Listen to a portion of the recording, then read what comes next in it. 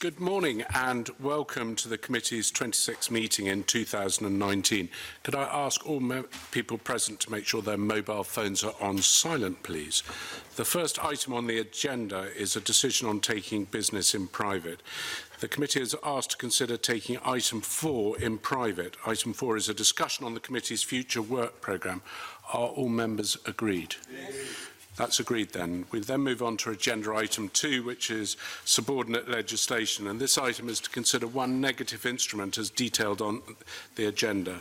No motions to annul or representations have been received in relation to the instrument.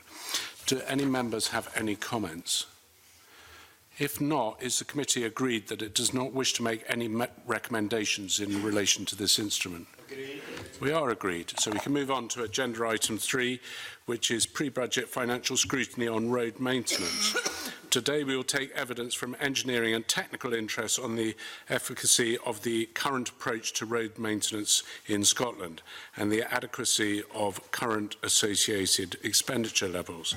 This activity will support the committee's scrutiny of the Scottish Government's draft budget 2020 to 2021 later in the year. And I'd like to welcome the panel, David Gillies, who's the Director of the Asphalt Industry Alliance, Neil Johnston, the Vice President of the Chartered Institute of Highways and Transportation, Derek Holden, the Fellow of the Chartered Institute of Logistics and Transport, Angus Carmichael, Scottish Roadworks Commissioner, and Cara Hilton, the Policy and Public Affairs Manager for the Civil Engineering Contractors Association. Now, we are going to go into questions. If I could, for those members of the panel that haven't been here before, Cara, this is not directed at you. If you catch my eye, if you want to come in, then I will endeavour to bring you in. The danger is, of course, if you don't catch my eye, well, I will have to nominate somebody. So that will be usually the first person who looks away will be the first person to bring in. I also would say that when you're speaking, could I ask you just to keep an eye on me as well?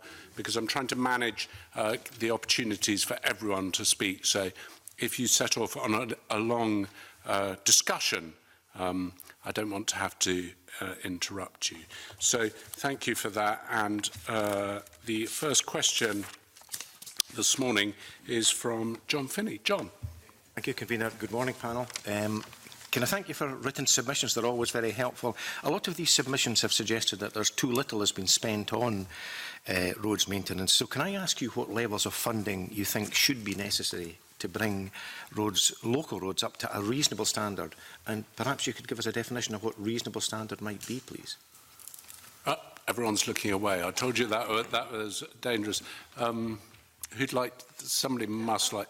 Cara. I think on that question, I think there's absolutely no doubt that the level of funding at the moment is not sufficient. It's not sufficient to keep the roads to a decent standard, never mind to improve them to the standard that a world-class economy needs and deserves. I think there was a report out last year that said that there's 1/3 of Scotland's roads need maintenance work, and that the cost of that would be about £1.6 billion. So clearly that is a huge problem that Scotland is facing, and I think there's no doubt that the cuts to local authority budgets have contributed to that, but equally we do need to see more investment in the strategic road network too, because it's not just about road users, it's also about ensuring more viable public transport options, ensuring that active travel is an option as well, and it's about protecting jobs in our economy. So yes, we do believe the spend needs to be increased significantly. Derek, do you want to come in on that? I mean, are the road repairs all perfect? I think from Chartered Institute of Logistics and Transport's perspective, what we've been saying for a decade or more on this issue is that there are 3 key problems relating to accountability, and Christie Commission was tremendously helpful and trying to push stuff, but we're seeing from the 2008 Audit Scotland report and saying, well, actually next to nothing's happened. So the issues from our perspective are these huge organisational problems. Once we have clearer accountability, sharper performance standards, and are investing in the capabilities of joint working across Scotland, then we're better placed to say, have we got the budget right? At the minute, you would be, for example, incentivised to show that you had bigger problems than you did, because you're more likely. We emphasise incapability in the way if we pretend we've got a bigger problem than we have, we're more likely to get more money. Now these sorts of mechanisms that Christie was trying to turn upside down and say, let's invest in the capability to improve things rather than only give money to crises is just a better way to go. So however the money is spent, and yes, we do think it should be more, and certainly a lot of our members on the haulage and bus industry side will point out the damage and costs to their vehicles resulting from the current standards of roads maintenance. But I think the overarching thing is we don't really know, nobody really knows, because the current organisational system is not delivering us the accountability and performance standards we need to make improvements. Angus, do you want to come in on that? I absolutely agree with that. The inconsistency across different organisations, and I think I noted in my written submission, you have Clackmannan with 288 kilometres, Fife and Perth next to it with 2,500 each, and I don't consider them large enough. I think Clackmannan simply cannot afford to keep specialists in bridges, specialists in lighting, specialists in everything else, and you need to get the structure right, I think, before you can establish exactly where the budgets should be. I also think when it comes to the likes of materials, we just think it's black stuff we throw down the road. There are numerous different materials used in Scotland just now. They have to be more consistent in what is used across the country, using fewer good quality, high quality materials. I was fortunate enough to be both in Denmark and America this year. The roads in Denmark are almost without any potholes, whereas America, the big civilised country, they're horrendous, much worse than Scotland. So it does vary across the world, and I suppose politics and comes into it. Ring fencing comes into it. I know COSLA are not keen on ring fencing, but I think that budgets in future for road maintenance being a strategic asset will probably have to consider the possibility of ring fencing. Tom. Yeah, thank you, Commissioner. Can I maybe push you, Mr. Carmichael, this question of what's reasonable? What is a reasonable surface for a local road, please? A reasonable surface, different people have a different view on it. But I suppose a surface in which you can safely drive over and you're not going to puncture a wheel or burst suspension in your car. There's no risk, and there is a routine, regular inspection regime which maintains it to a reasonable running surface. That doesn't mean that there can't be aesthetic scarring on the surface, and people shouldn't confuse that with a badly damaged road. It may look poor because there's a track in it. It doesn't mean it's not a good running surface. The surface of the road has to be smooth and safe. And would that include, for instance, for pedal cyclists? Indeed, yes. Okay. Stuart's quite keen to come in on that point. Are you happy with Stuart? Of course. I just wanted to address what Mr. Holden said. He said there are damage create costs for the road vehicles, and he was talking about commercial. Can you give us a number? Well, do forgive me. Why, therefore, are you? Is that a qualitative feedback you're getting that we can't? Because if we had a number, we could go to the government and say, this is a number. Yeah. Presumably, it would be possible within haulage industry or bus and coach industry to look at maintenance costs and vehicles over the years and attempt to correlate that with road standards. But to my knowledge, that has not been done. It's a very good question. Why has that not been done? Because is it not done? And again, this gets back to my point about accountability, that while we create systems that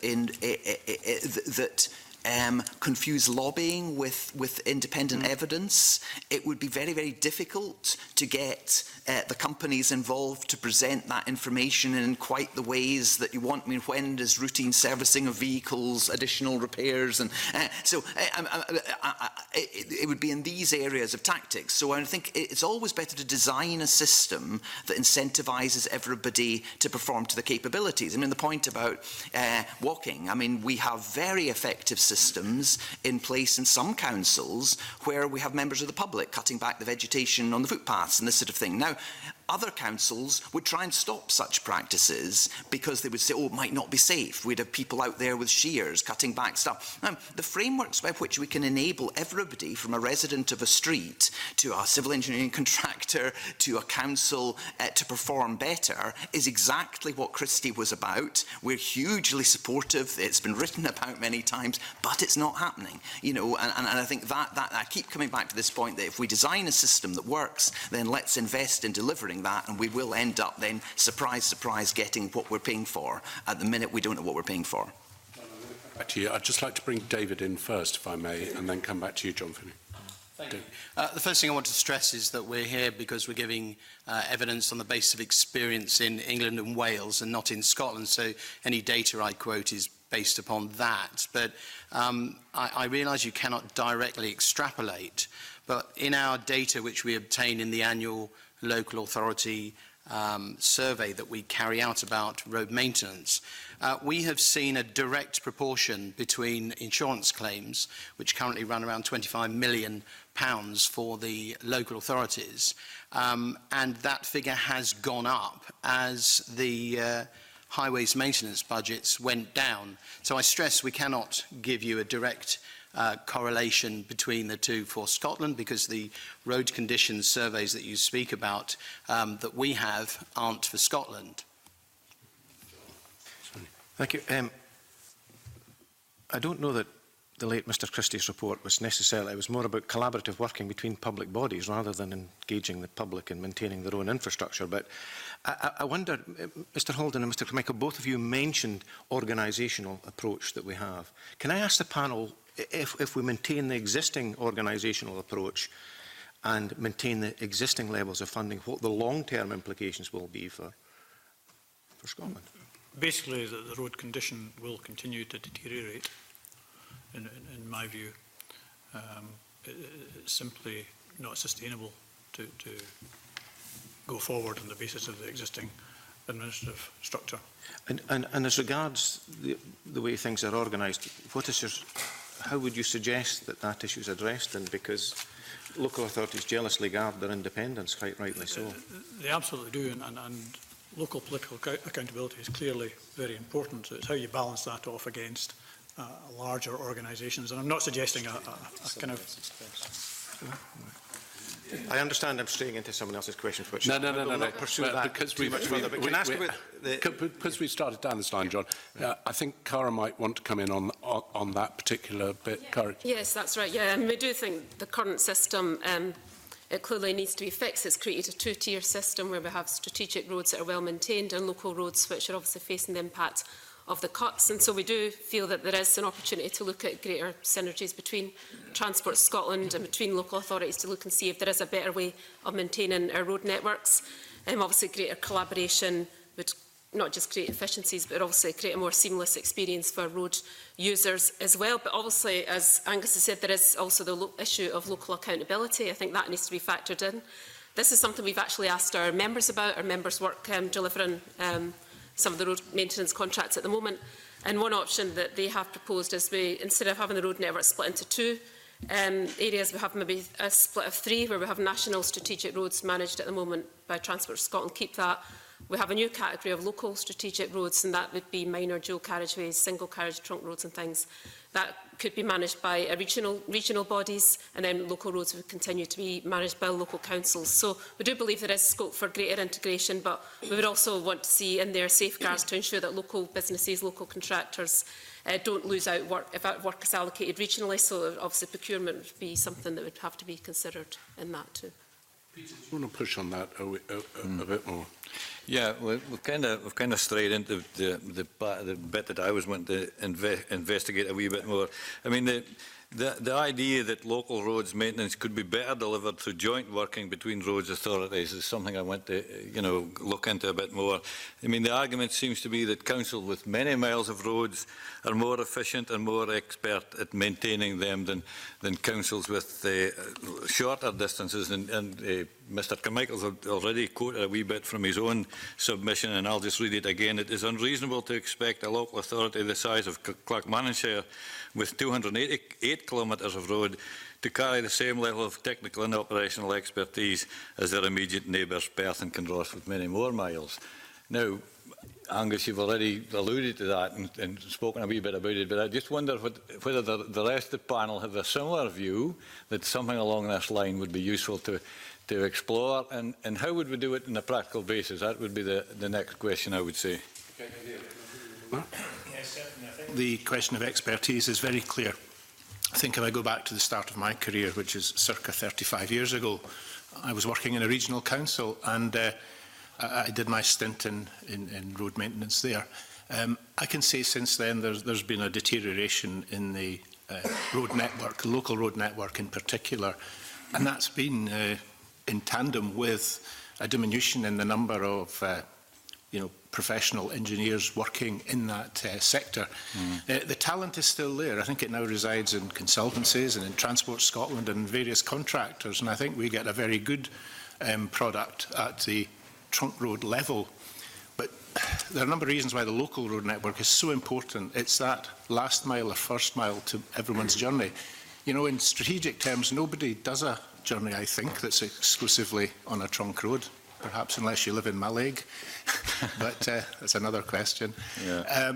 So we have seen that happen, but the talent is there. It's a question of how it's harnessed. The road collaboration programme, I think, has showed some success, but our understanding from my membership is that it's not universal, and that when councils come together, there's never equal partnerships, I'm led to believe, in every aspect. I mean, there are different financial controls, believe it or not, in local authorities that don't match up, that allow them to produce the performance indicators.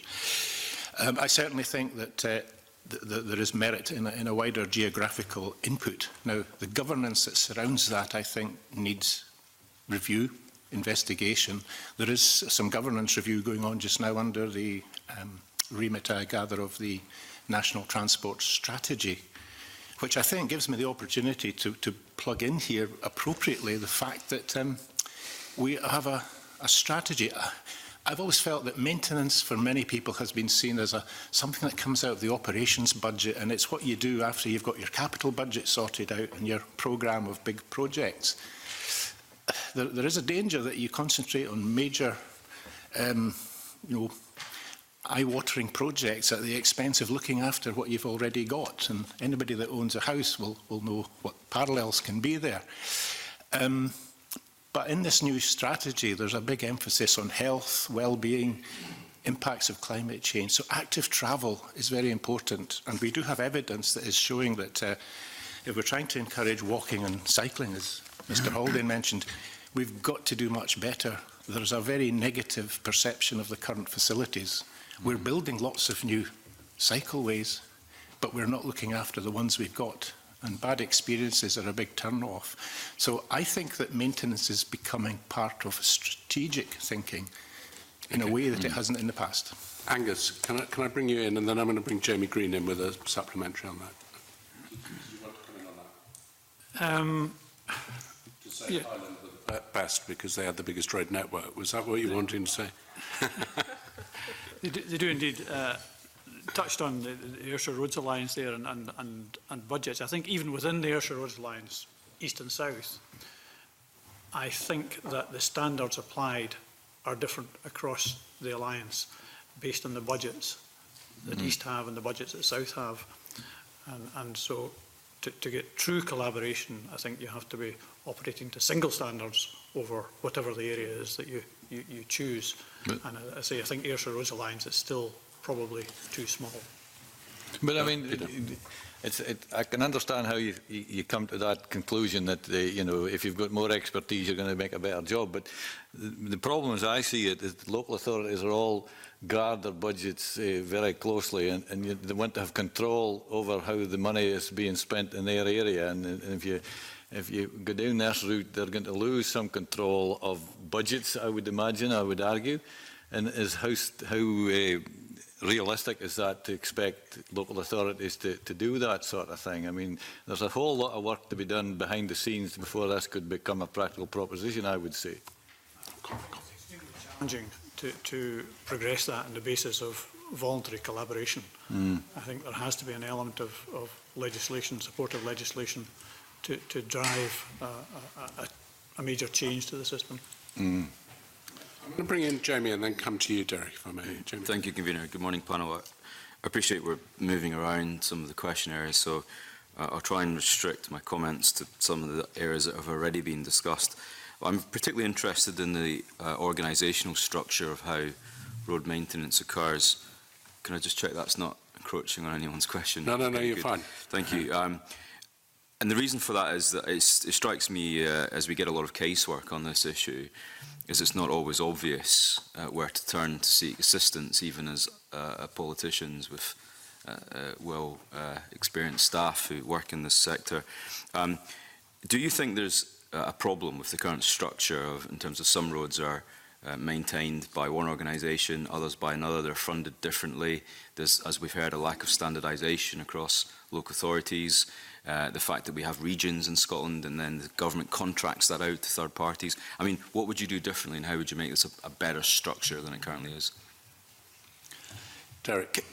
I think it's really interesting we're getting to the whole area of public sector reform and accountability. Accountability was my first point, and I think this is what this is about.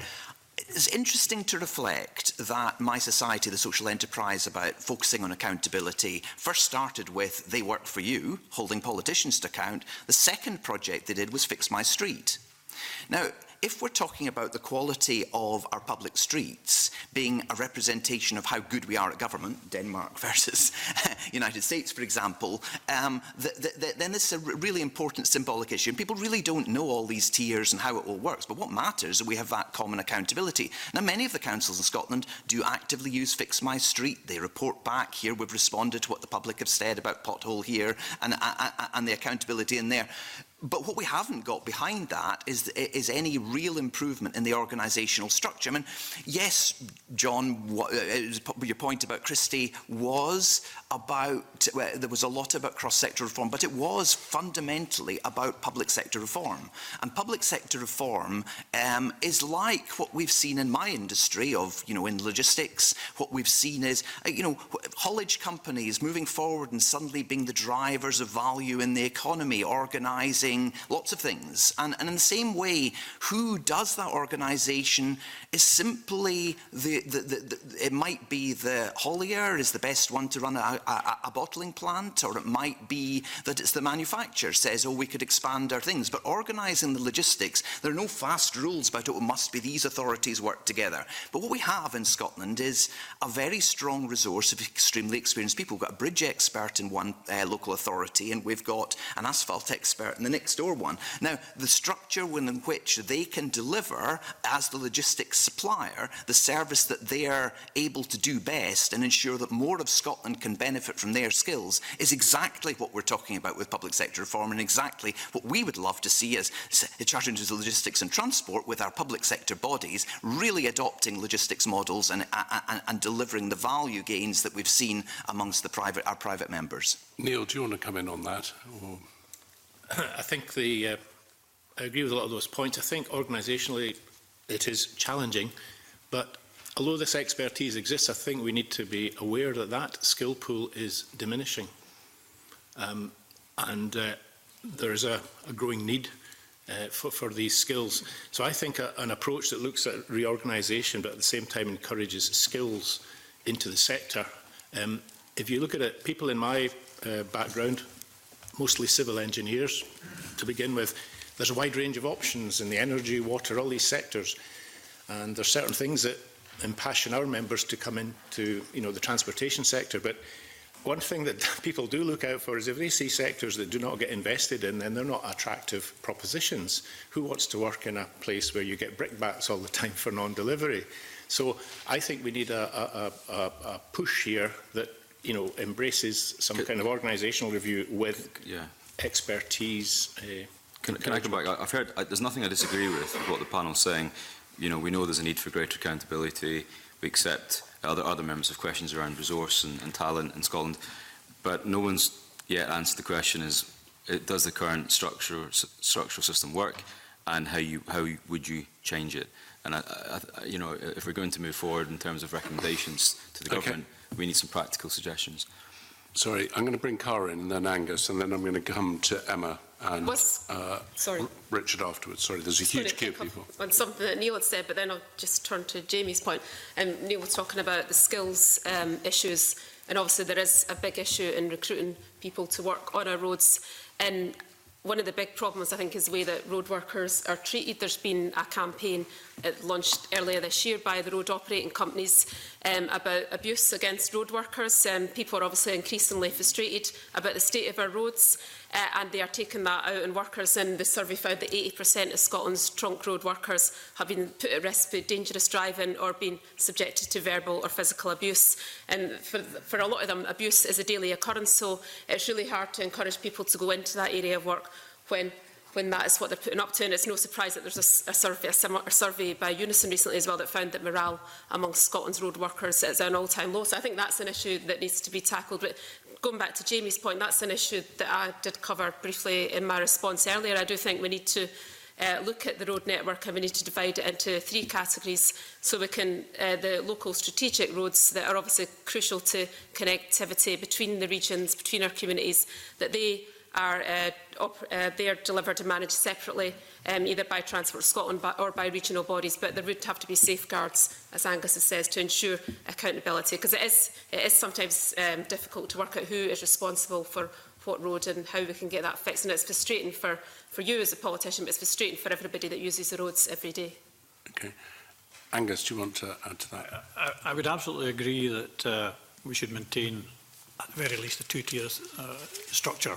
And I would, however, disagree with Cara on the 3-tier one.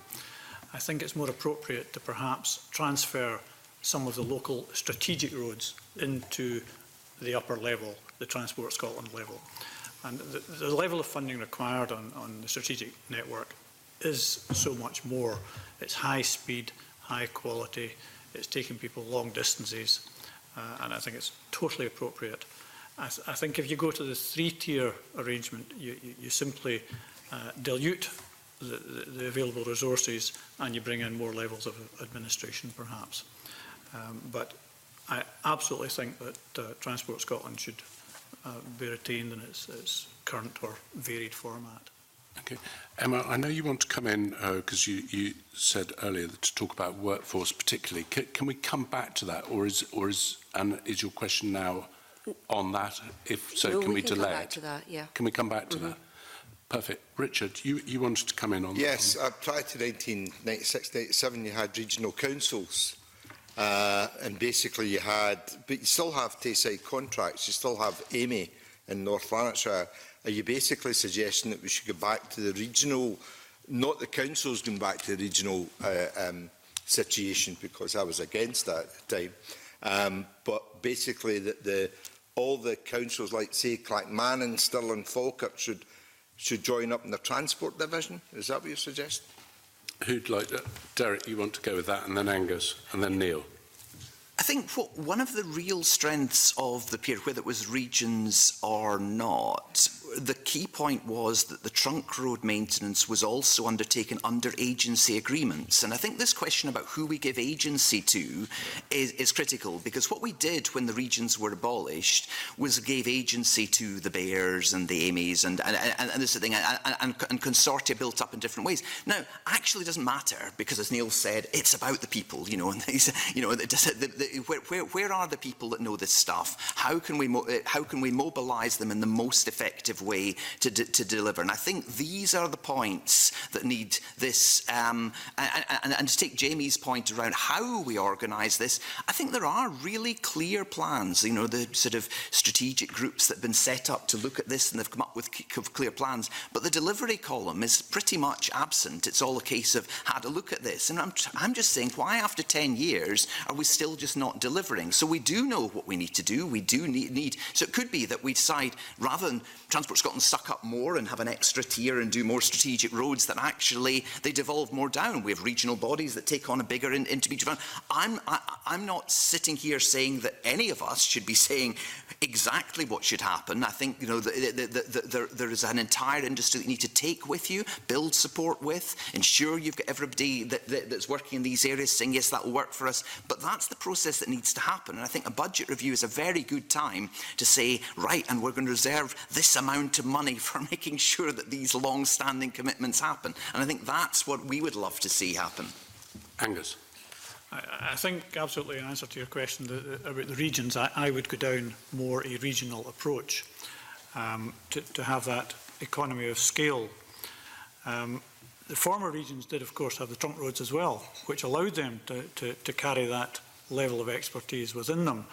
And therefore, any new regions, if you want to call it that, would have to be large enough without trunk road involvement to sustain the level of staff required. And I'm talking about regional roads department, not regional council. Yes, regional roads department, sorry. And as I alluded to earlier, the political input to that would be challenging, as it already is with the voluntary collaboration. Thanks. Neil. I would echo what the two previous colleagues have said on the panel, but I would couple that with certainty of budget. It makes such a difference. The number of years I told you I was a graduate engineer, I can remember then and even now that while we started the year with a maintenance budget of X, I can tell you that got chiselled away every year without fail. And that's local democracy. There were emergencies in education, social work, or a special event, and that's what happened. But we always knew that budget was fair game for another part of the democratic local process. But certainty of budget is a key point for us. Okay, Neil, that neatly leads on to Richard's next question. That's what exactly I'm going to come on to. Done a bit of in-depth, and this is a UK figure. I couldn't find a Scottish figure, but I want to drill it down to a Scottish figure. So there are 30.9 million cars on average in the roads in the UK, 37.5 million vehicles. Now, we all pay, whoever has a car, people say, wait a minute, the roads are not getting fixed, but I pay road tax. The UK government gets £6.5 billion in road tax. I wonder how much of that comes to Scotland, right? So, can you give me your view on that? Do you think that, you know, quite rightly people say, I pay my road tax, you should be fixing the roads. Do you agree with me, or am I wrong that I don't think that money is getting spent where it should be getting spent on the roads? Neil. My quick answer is, I'm sorry, Richard, I don't have that Scottish figure. And in a way, it is important to the users, but as you will know, I'm sure, more broadly, that the Treasury is basically a suction mechanism for taxation. I know what the Treasury and there's a review that disperses budget. Now, I'm quite proud of our industry that we managed in the UK government to break that arrangement once.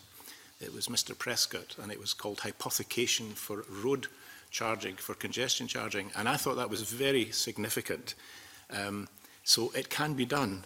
I don't think the country, UK as a whole, exploited that opportunity, but I think we're facing something even more critical here, is that the substantial revenues from vehicle excise duty are likely to be depleted as we see the emergence of more electric vehicles, and there is not yet any firm proposals about what replaces that. That's a subject for another day. It is. So right. That's why I'm very wary about trying to use the argument you were hinting at as a rationale for more money. I know other people want to come in, but I want to press you on this, Mr Johnson. You've actually said the current model of funding and delivering roads maintenance does not work and is under strain.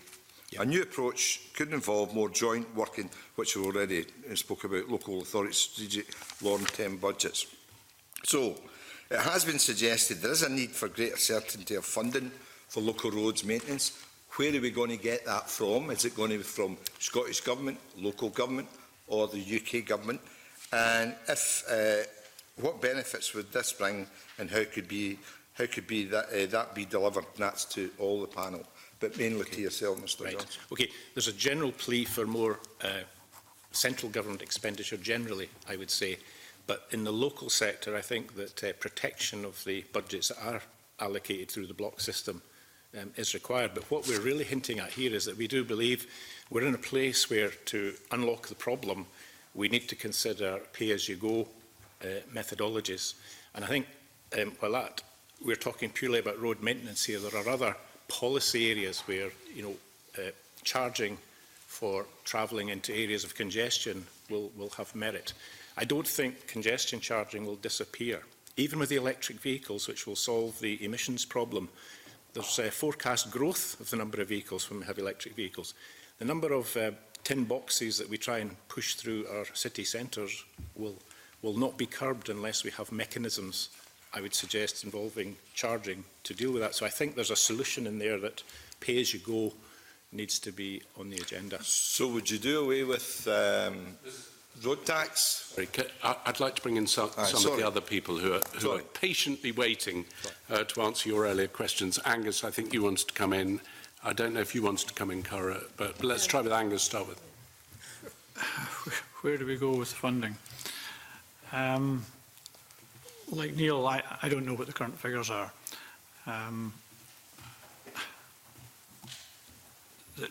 Road tax is not a tax as such. It is distributed, again, as Neil suggested, like any other tax. I'm not really in a position to give a view on where the funding comes from, but pay-as-you-go may be an option. Whether it's charges for low emission zones, entering low emission zones, or whether it's charging for congestion. In Glasgow, you have buses running at 4 miles an hour. It's clearly unsustainable. We want to encourage at the same time greater use of public transport, and particularly the bus system. We won't do that unless we introduce charging of some sort, along with other mechanisms. But the overall question of funding, I think that's largely a political one. I'm going to bring in David, then I'm going to come to Mike Rumbles. The response I'm going to give you again is based on data from England and Wales, that the alarm survey that the AIA do. First of all, a plea. You know, if you had alarm in Scotland, you'd have the data, I believe, that you're very much searching for, and we would be delighted to carry out that survey. And that is an independent survey where we ask the local authorities to submit to us the data based upon a very large questionnaire, which allows us to obtain all these data that we've put in our submission. I'll move on to hypothecation. The AIA have recommended a hypothecation of equivalent to 1 pence on fuel duty in order to close the gap in funding of maintenance budgets. So at the moment, what we're seeing is a significant shortfall annually, 640 million or so of annual budgets against target road conditions in England and Wales. Again, I can't give you figures for Scotland, sadly, and I wish we could. But essentially, I'm sure you can extrapolate that either based upon miles of highway, both strategic and local. But essentially, that hypothecation says that we would move from a reactive maintenance scheme to a proactive, planned maintenance scheme. And similarly, we've said to government, what we need is a 10-year plan for maintaining our highways. With short-term planning, you simply cannot get to a situation where you will be able to extract efficiencies, in my opinion. What we need is to have proper funding. I accept the submissions around the changes in authority that are recommended by some and not by others. I would suggest, based upon the experience of the UK, where we've seen the emergence of the MRN, which is the managed road network. So some of the local authority roads have been put into this new category called MRN, which essentially is Highways England managing the roads, but the actual work is done by the local authorities. What we're seeing is essentially ring fencing of money. And the reason for that is that local authorities have a tremendous stretch in terms of their overall budgets, and therefore there has to be ring fencing to ensure that money is properly directed. My question is, would it be necessary to have that ring fencing if we had proper funding? And so, therefore, to the submissions that we've had earlier, I would simply say having the correct amount of money, having that against solid data, is probably going to be far more effective than slicing the cake up a different way. Okay. Mike, you want to come in? Yes, not so much the correct amount of money, which is what we've been focusing on, but I want to ask a fundamental question, which this is pre-budget scrutiny of the Scottish Government's budget to local authorities for road maintenance. So I want to concentrate on that. So very simply, is the money being allocated by the Scottish Government to local authorities for road maintenance being spent on road maintenance? Is it? Going to go with Neil first and then Derek. I don't have the information for the latest year to hand, but I'd be surprised if the practices I refer to had changed. I'm led to believe by members of my institution and who also belong to Scots that there is still chiselling of the needs assessment that I think you call it, that's made by yourselves in deciding the local allocations. I believe it still prevails. So basically my question is, never mind all the things that we could do to lever in more money, or whatever it is that we've been discussing so far. Suddenly the fundamental question is the Scottish Government who's allocating the money, is it being spent by local authorities on road maintenance? No, I believe that's been the situation for a long time, and I don't think it's changed. Derek and then Stuart. Okay. Yeah. Just to echo that from Neil, and to pick up on the point, sort of when I was a graduate, I was to watch and say what were the legends in the profession, the people, the older Phil Shimon that responded to this. I see a response from him as the former director of roads in Highland Council, absolute legend in the business, and looking and saying actually things like the AA proposal for ring fencing, something he faced all of those difficulties about what do you do, how do you get politicians that want to spend a bit more on housing and steal some of your budget for something else within the council. These things have been with us for a long time. Listen to what the people, there are able people in the authorities. What they're able to do is say, give us the clear data, give us the clear performance standards, clarify the accountability, give them the tools they need to say. And at the minute, this is what it's been: this diminution of the data, the performance, the accountability that is leading to the ability for that money to be to leak away from what it's targeted at, and particularly in bridges. And I think we are seeing across not just the UK but Europe an increase in the number of bridge collapses, and we're looking at this and saying, so it's not just we get the high profile Paul Severas in Italy, but this is actually something that we do need to look very carefully at a bridge replacement programme and actually make sure we really are spending enough in these areas. Briefly, Stuart, and then I want to go on to Emma's question about workforce. I think I need a brief answer as well. I just wanted to check. The Scottish Government clearly uses the needs in relation to roads to calculate some of the money it gives to councils. But I understand there is no direction or requirement as to how councils spend the money. That is entirely a decision for themselves in relation to their own roads. Tara. Just a very brief comment, and obviously there is an issue about how the councils spend the money, and we would like to see that money ring-fenced for road maintenance. But I think the fact is, and this isn't a political point, is that the money has been cut, and COSLA figures show that the money has been cut by about 20% over the last period. So that is the crux of the issue, I would say. Neil, briefly.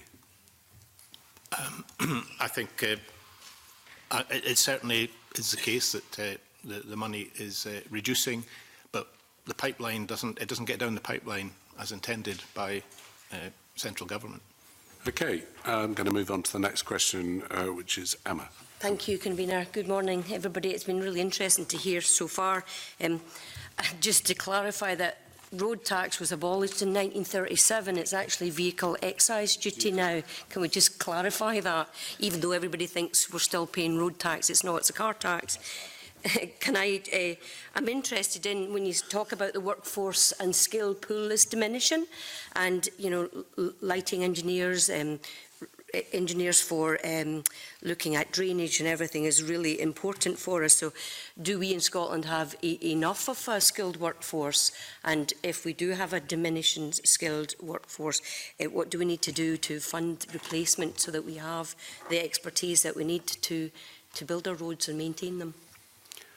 Who'd like to head off on that, Cara? Yeah, just briefly, yeah, this is an area that my organisation is concerned about. We do feel that the Scottish Government is investing well in foundation apprenticeships, graduate apprenticeships, different routes into the industry, but clearly there are challenges in making the industry attractive to young people, and I think increasingly in making it more attractive to a more diverse range of young people. Quite at the moment the talent pool is quite limited, and while we've seen a lot of encouragement to get more women, people from different backgrounds into the industry, I don't think those measures have been as successful as they could have done, but I don't think that's necessarily for the lack of trying. That is a big concern for our members about recruiting and retaining skilled staff, and retention is as big an issue as recruitment, as I highlighted before, the issue about abuse of road workers, the staff working, maintaining our roads. That's an issue that really does need to be tackled, and I think we've all got a responsibility to act to make sure that is tackled.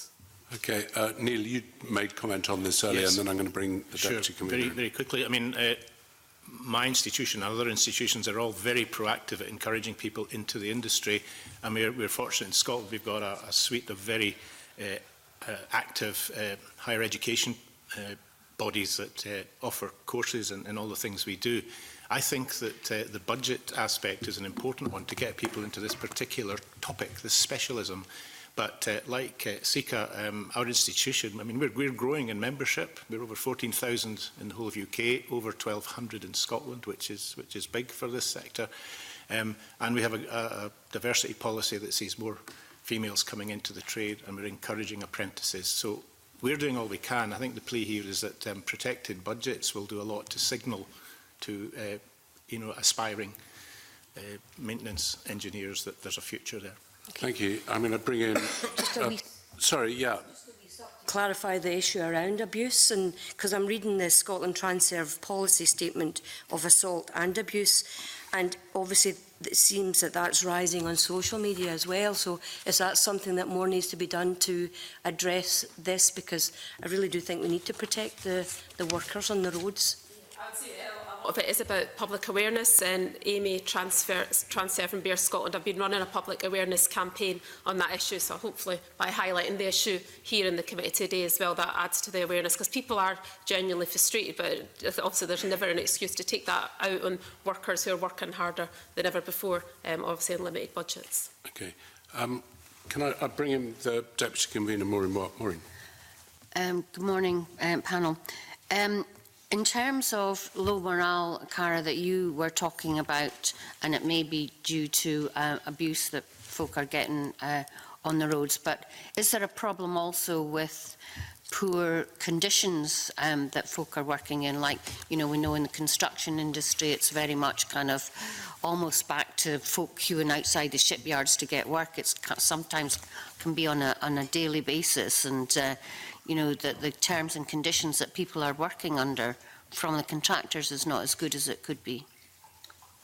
Certainly from our point of view, most of our members are signed up to the construction industry scheme that protects terms and conditions and pay. Most of the members that are delivering Scotland's road maintenance projects are obviously paying and respecting their workforce. There clearly is an issue where you look further down the supply chain, where jobs are contracted out. That is an issue that the Scottish Government is obviously looking at through its Fair Work framework, and we've been working with the Scottish Government on that as well. And I think that the key to that is to end in the race to the bottom approach that we have with procurement. This is one of our slight concerns about giving more work to Transport Scotland to deliver the roads, because we do need to ensure that there is fairness in procurement, that local contractors that are able to access jobs, and that it isn't a case where big companies that not necessarily are based in Scotland are allocated work and then they're sort of subcontracting the work. I think if more companies are directly employed locally in public contracts, then I think that will make a difference to people's terms and conditions on the job. I'm going to bring Angus in. I think, like Neil, I've got a couple of years under my belt probably approaching 50 now. And terms and conditions have hugely improved in the construction sector and the roads sector, certainly since I started work, where there was no such thing as PPE or road signs if you're out surveying or whatever else.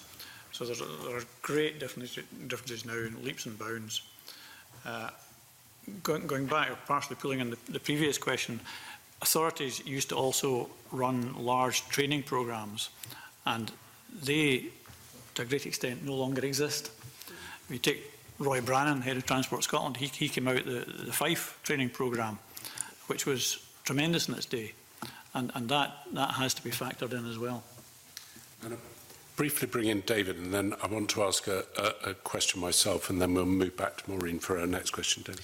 Yeah, I'd like to point out the initiatives from people like the Mineral Products Association and Institute of Highway Engineers and the Institute of Asphalt Technology, all of which involve people who are working, excuse the pun, at the coalface. But there are all sorts of initiatives, both in terms of welfare and also to ensure people are safe in their working environment. We at Eurobitume in the IAA offer training programs for people who are working with hot bitumen, etc. So there's an inordinate amount being done at that level to ensure that people have good and safe working environments, because we recognise that the reputation of the industry is extremely important to attraction. Okay. I've got a more general question on workforce and planning of road repairs. Is that one of the things that I find deeply frustrating is that we've lost the people who used to check the roads to make sure that they were in good condition. So we have no idea of whether the ditches are working. Consequently, roads sit with water on them, which then causes potholes, and we have bridges that build up with gravel underneath them. And I will declare an interest that the bridge to my house is closed for that particular reason, because it's now collapsing. Do you not think that road maintenance should also start on road inspections, and actually having people checking the roads to make sure that they're not deteriorating would save a huge amount of money in consequential road repairs? So I'm going to take two people who are nodding, because most people seem to be nodding. I'll take Neil and perhaps Derek. Neil. Yes, inspectors do exist, but on a much reduced scale to when I was a young engineer. We had a team, and it was a very purposeful team, and I would just liken it to preventative medicine almost, like dental checkups.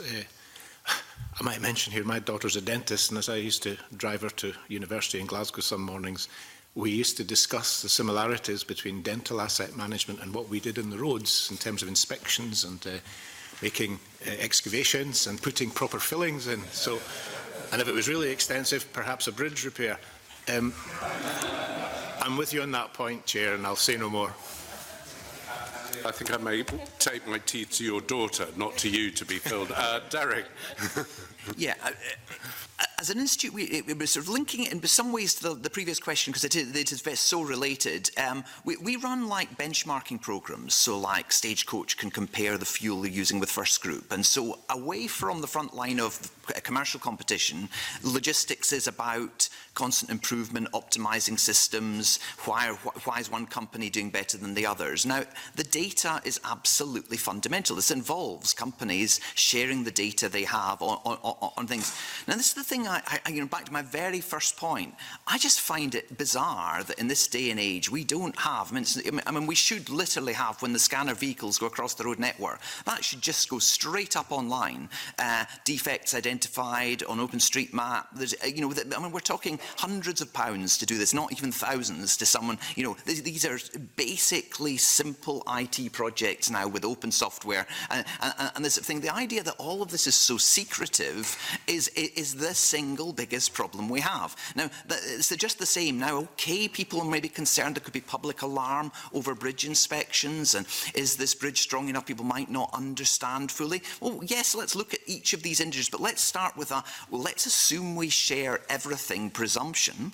And if we assume we share everything, then we can use these through audit mechanisms to compare and contrast how different councils, different areas are all performing. This will then allow us to build the business model models that the best performance does more and all that stuff. So this question about your bridge or anything are absolute. Let's share this data, let's get it out there, and then let's look at who's got the capability to fix it. And we might actually find we get much better value delivery than some of what goes on at the minute, because we've enabled a whole range of capabilities we didn't even know existed.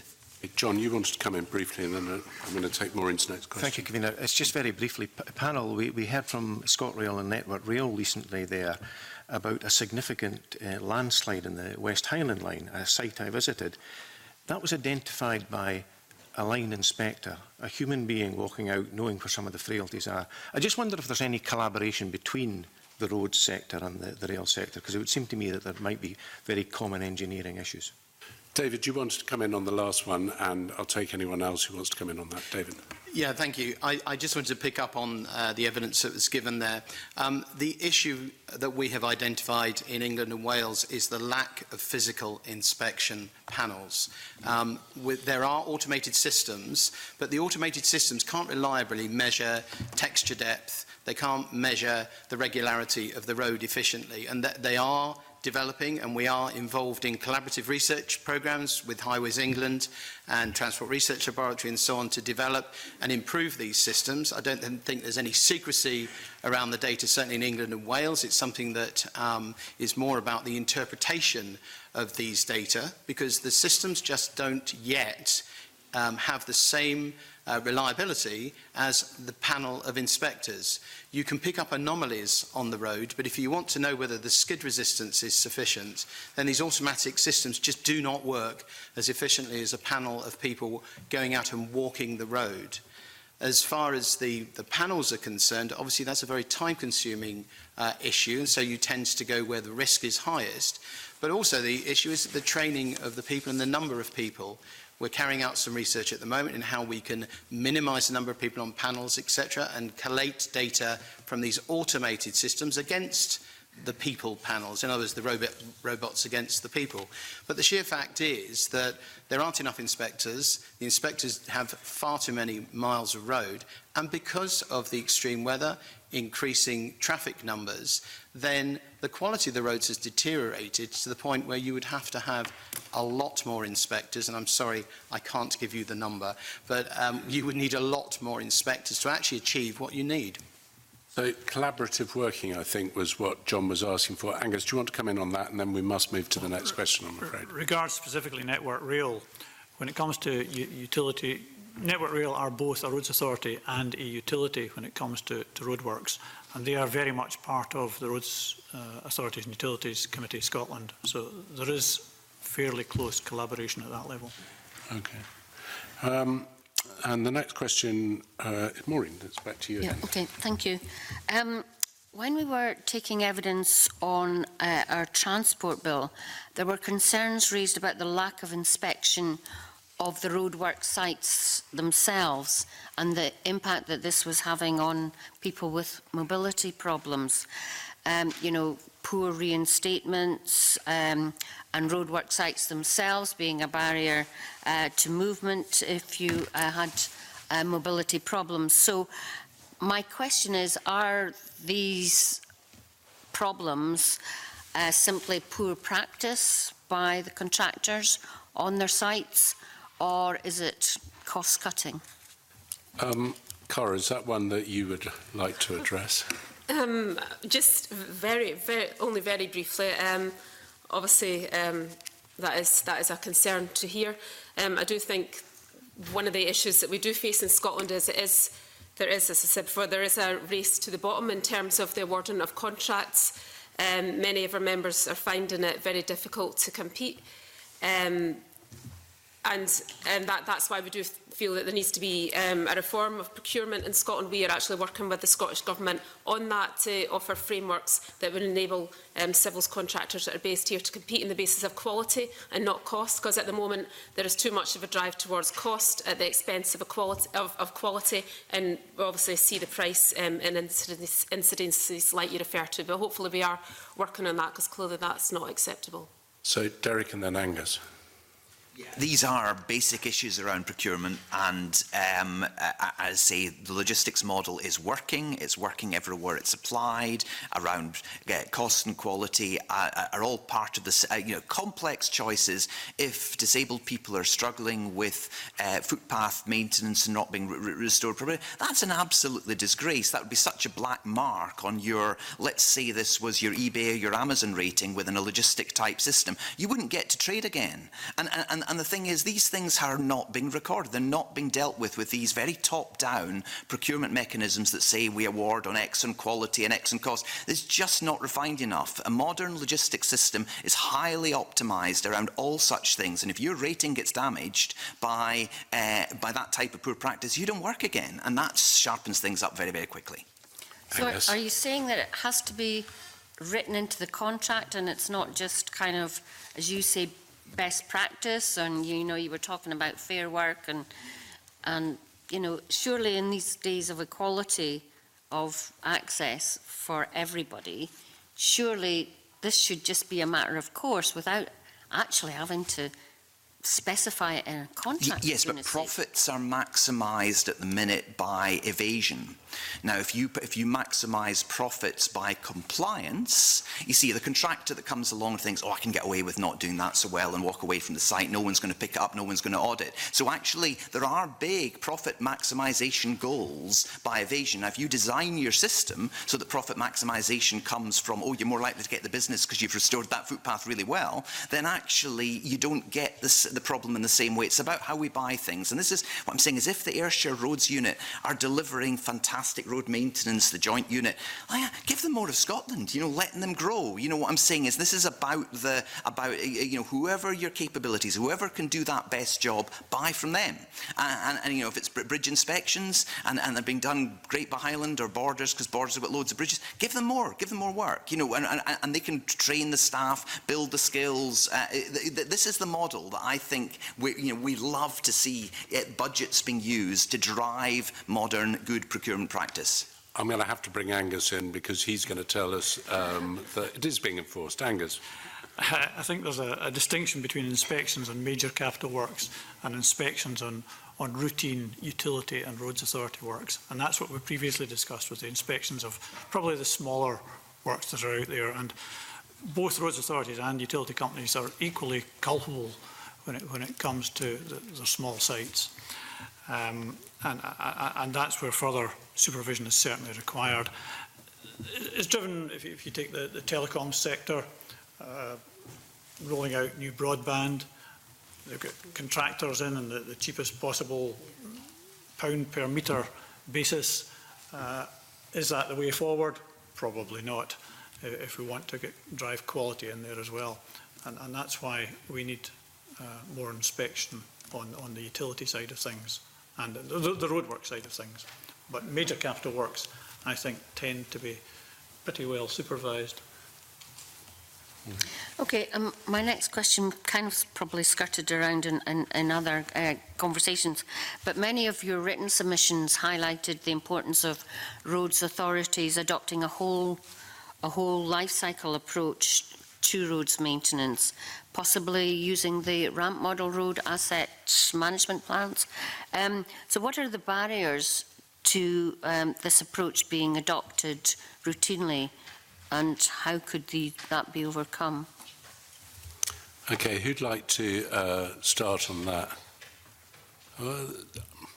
Okay, Neil, followed by Angus. I think ramp plans they've been around for a long time. I think we go back over 10 years to see the ones in the Trunk Road Authority, and lots of local authorities have had them for a while. Scots, the organisation, is very proactive in this area.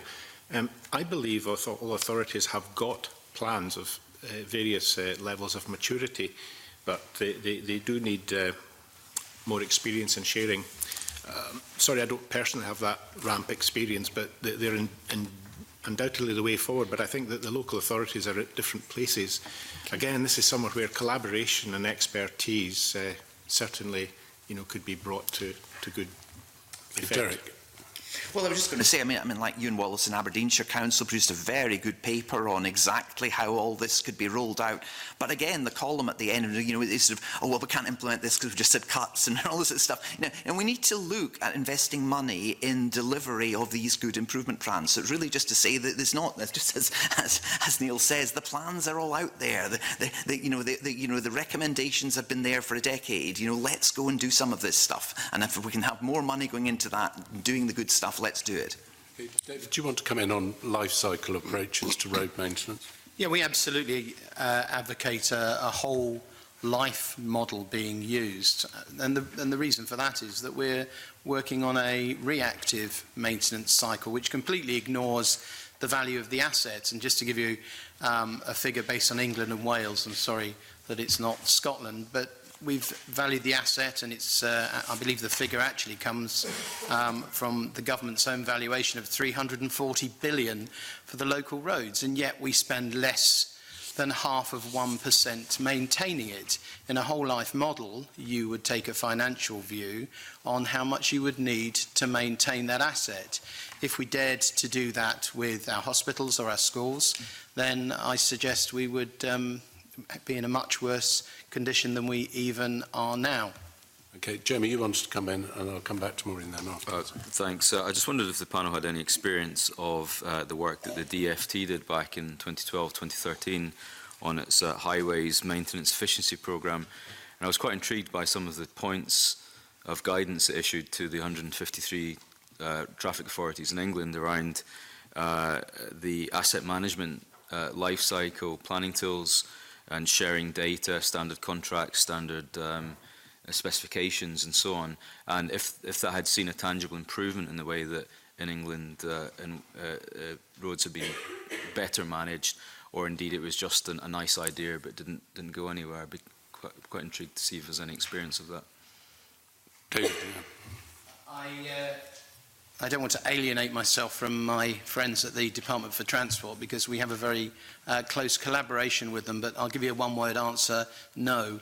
We've seen a decline in the condition of the local authority roads. We can provide hard evidence that the amount of money until last year was going down, the standard of the highways against target, and also the number of complaints anecdotally that are coming back and hitting MPs, and I'm sure MSPs are getting exactly the same thing from the public. It's going up the public agenda.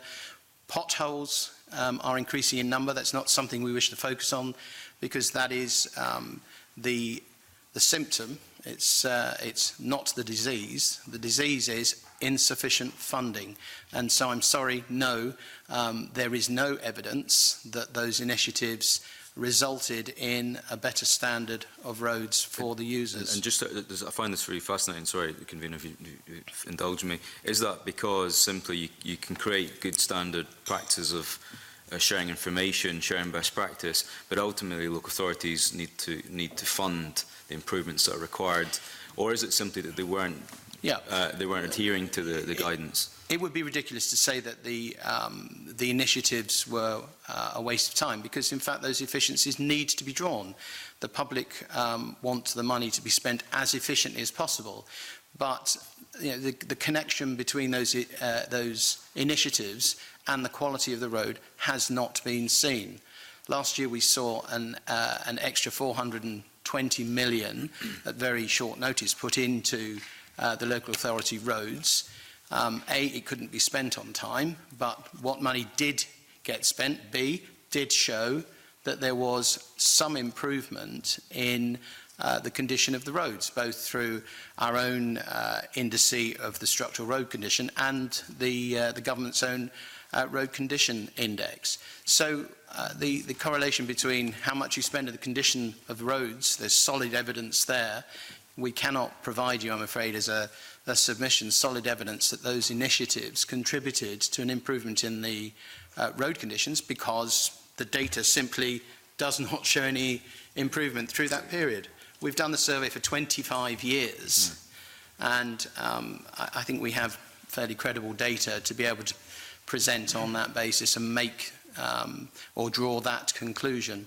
But I must say I do not want to rubbish the efforts that the DFT have put into trying to draw efficiencies, because I'm sure they're extremely important and extremely efficient. I'm going to bring Angus in and then move to the next question. Angus. The DFT initiatives were intended to drive consistency.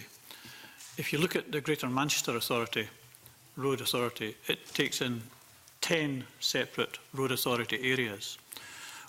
Within these 10 areas, the evidence I've picked up is that they're wholly inconsistent in the way they operate, and they are supposed to be within this one umbrella organisation of 10 authorities. So even where you have that collaborative working, it's not working. Okay, thank you. I'm going to move on to the next question, which comes from Stuart Stevenson. Thank you very much, Camilla.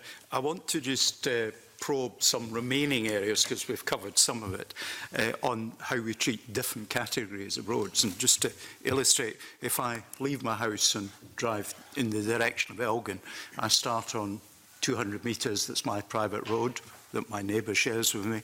I then am on 2.5 metres of my road that I have to provide as a passing place on the single track road that I have to maintain. Unclassified road, then a C-class road, then a B-class road, then an A-class road, and then after 15 miles, an A trunk road. So huge diversity, and we know that.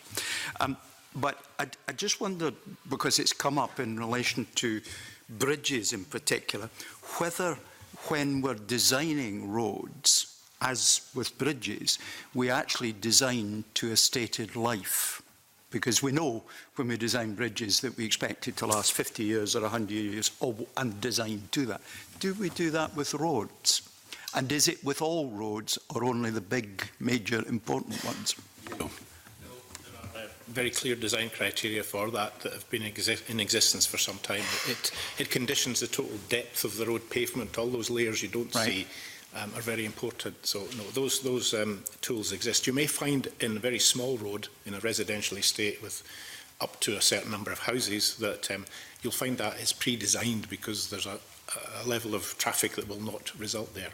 But this is an opportunity to make this point that it's the heavy goods vehicles that really determine the strength of a road surface. There's a power to 1,000 difference in the amount of damage that is done to a road by large vehicles, and that's why it's very important to manage these, especially with bridges in rural areas. I seem to recall being told that it was the cube of the axle weight. Yes, it's the cube. It is indeed. Okay, that's fine. But the bottom line is, in general terms, if you put heavy vehicles on, you do much, much more damage. So, given that we've got design lives for things, does that therefore mean that you can predict what the proper maintenance cost should be to keep it at a standard that is close to the one that you designed it to? Does it tell you that? And again, you know, because I'm really interested in different roads, does it help you understand? And this for some time personally, that there used to be an expectation, there'd be a regime that you would inspect the roads regularly, and that perhaps every 5 years you would expect to do some significant surface treatment, but you would be monitoring very carefully for any damage underneath the layers. The real critical damage happens below. Once the road surface breaks, I think you've maybe heard this before, that water ingresses, freezes, freeze-thaw causes a lot of damage down below. You then get bigger impacts. So you can do that. That's a general regime, but in truth, on a heavier trafficked road, it's the amount of traffic and perhaps the conditions in which the heavy traffic travels the route. So is it also speed of traffic? Because we've got, for example, you know, in a dual carriageway, heavy goods vehicles are allowed to travel faster, and on the A9, which is a single carriageway, they're allowed to travel faster. Does that create additional maintenance? I think Angus might correct me on this. I don't think speed really plays a big part in this. If you were to attend the site of any bus stop, you'll see that a very slow-moving bus causes severe rutting at the side of a road. So I think it's, I'm not sure there's a direct rule there. Just before we go on to that, Neil, could you just clarify what most people see as the spraying of tar and then the chips on top, which we see all over the place on rural roads, just to create that seal? Are you saying that that that's decreased across all of Scotland? Because I see less of it. I think there's less of it, but I think as a proportion of how the annual budgets are spent, I think that there's been a tendency over, I would say, a decade or two for more of that to take place, because you could cover more roads and possibly pacify more members of the public by spreading your resource more thinly, but effectively to prevent water, but it's not a long-term solution.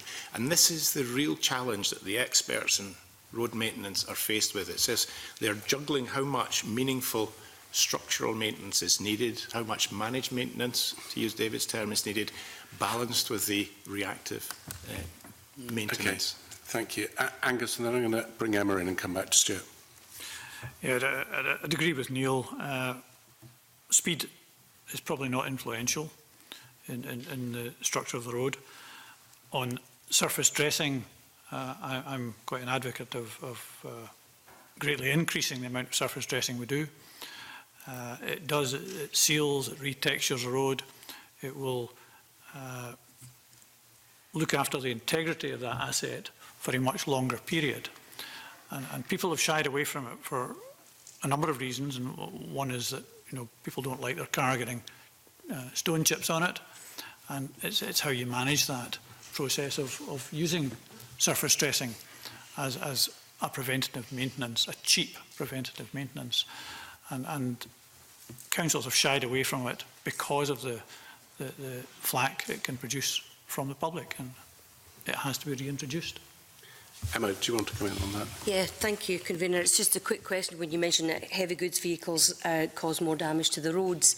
And so my question is, do you collaborate with the road hauliers then to look at predictions of more lorries on the roads, such as we are seeing, like an example would be through the Port of Cairnryan along the 75 and the 77. So is there more lorries predicted? Does that mean then you have to plan to look at the roads more frequently? Who wants to go with that? David. So roads are designed to a number of million standard axles and based upon heavy goods vehicles. As cars really, unless there's already a defect on the road, are not going to cause significant damage or wear. It is braking. When a heavy goods vehicle brakes, the amount of energy that transfers from being evenly spread across all the axles to predominantly the front axles means the loading is significant. So braking or starting off is when they do most damage, or when they're moving very slowly stop-start. So the issue of designing a highway is that you can design to a set number of standard axles, which will determine the type of materials you use as well as the depth and therefore structural strength of the road. However, traffic volume has increased significantly over predictions.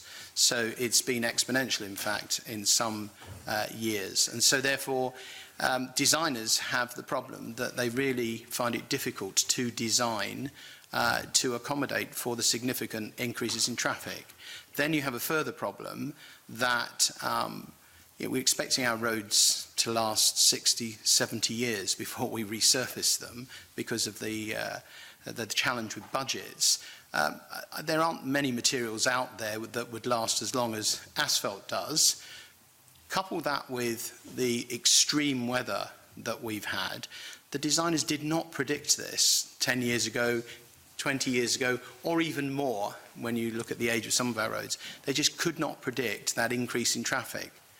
Today, yes, we can design roads that hopefully will last longer, but the miles of those roads that can be built is directly proportional to the budgets that are there, and they simply aren't sufficient.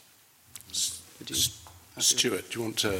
Right, I'm going to just try and draw it quickly to a conclusion. I'm hearing lots of rules of thumb and indeed scientifically derived approaches to working out. So I just kind of wonder why, if we know how long a road's supposed to last and all this sort of thing, we can't arithmetically just turn the handle and say, if you want to maintain it to the standard you built it, this is what it will cost you to do.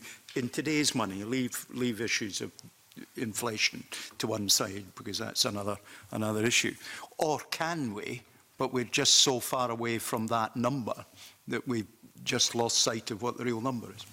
Angus, do you want to answer that? I think that's part of the Roads Asset Management Plan process, which, as Neil said, it started getting developed about 10 years ago, and it was led by Southern Hemisphere, actually. New Zealand very much involved in that.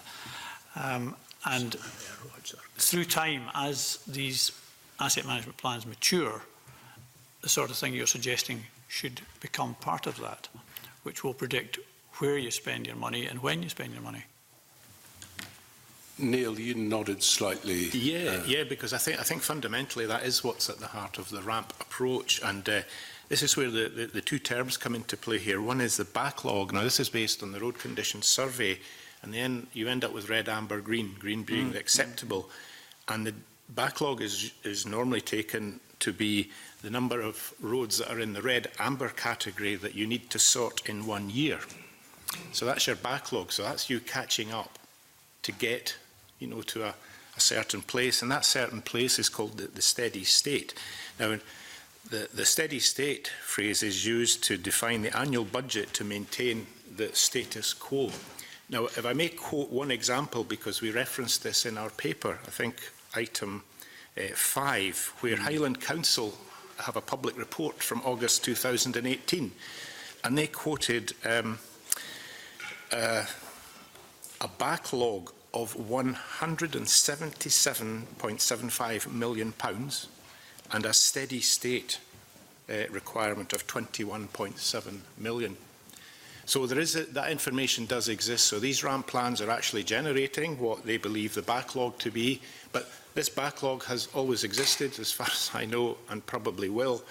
And in effect, the road maintenance engineers are trying always to recover that by this judicious blend of, surface dressing treatments, strategically located total rebuilds where the road is effectively renewed, typically after 60 years, but because of extra heavy vehicle traffic unanticipated, it arrives earlier.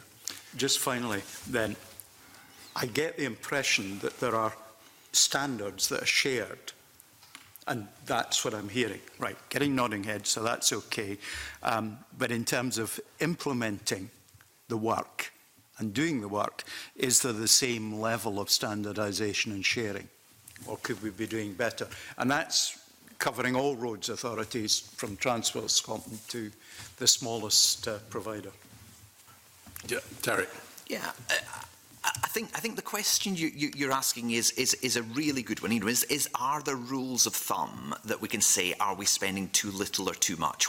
How do we get some management control of this? And I think what we're saying is the sharing of practice. Every time I hear colleagues across councils and within they're all saying, look, we are spending too little. And it's the point Neil's making is we're currently below a level at which these efficiency gains are possible. So I think, if that message is coming across clear from the collaboration in this panel, and I think that's the story. But to answer your question, there's so much unobserved data out there about was this road built on peat, and therefore inherently more flexible, even though you've got your road depth that Neil's talked about and all this sort of stuff. Or there's so many unobserved variables out there that you'll always be left with a data system that's going to be saying, have we spent enough to make the condition of the roads better? And so it's that condition data on the overall condition of the roads and having these open databases, then you can, as the manager sitting here in the Scottish Parliament, say, right, we spent enough to make it better. And I think that's the bit that I keep coming back to. That data is not currently there.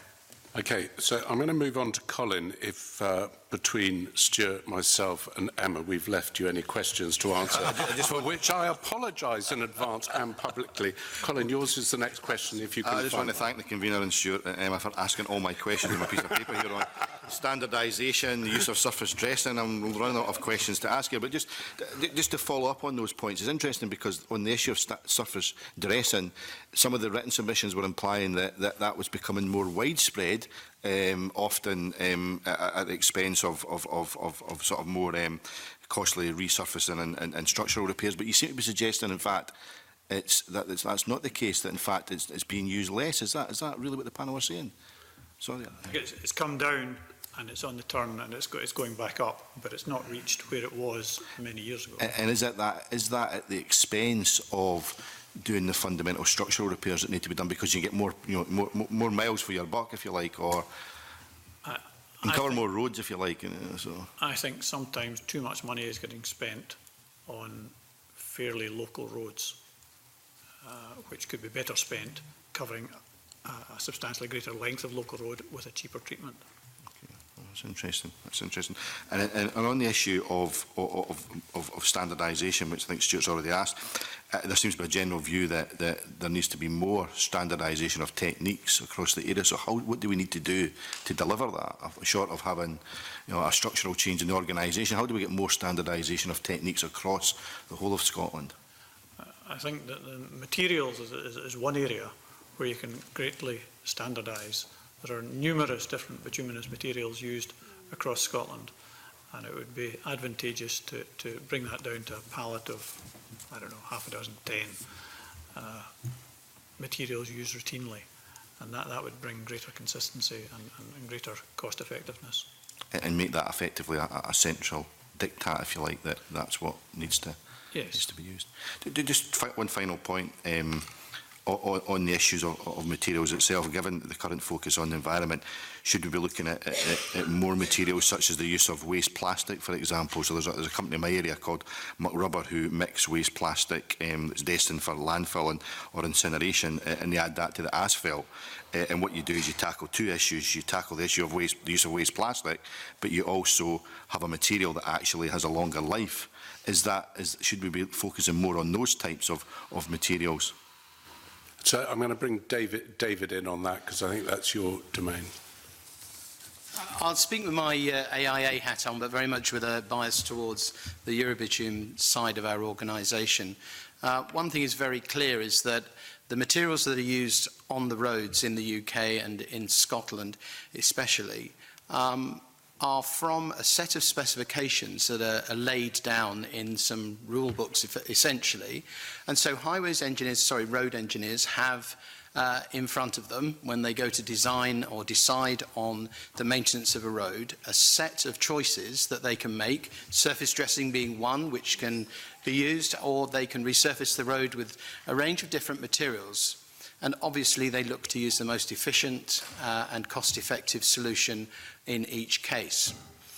What we advocate is the proper testing of materials before they're used in the road. There have been expressions about the use of the material that you were mentioning, waste plastic, that is this just a way of having a linear waste disposal?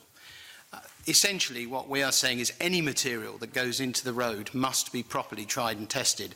That isn't the case, I believe, at the moment for these recycled plastic products. We talk a lot in a European forum about the recyclability of asphalt, and I don't know if the committee is aware, but 80% of the asphalt used in Europe is recycled.